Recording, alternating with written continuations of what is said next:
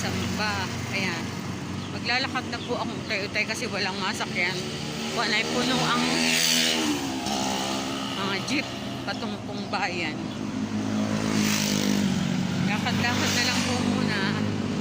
Si Nanay din. Ayan po. Please like and subscribe po Nanay Ling Channel. Ayan po. Lalakad po ako.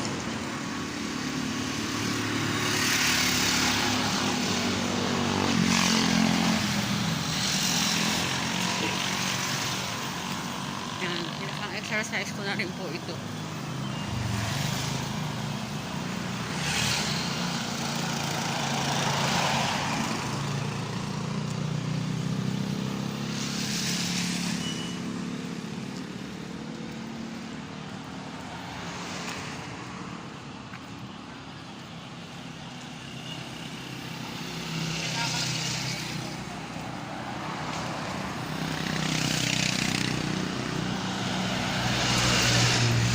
Please like and subscribe. Thank you.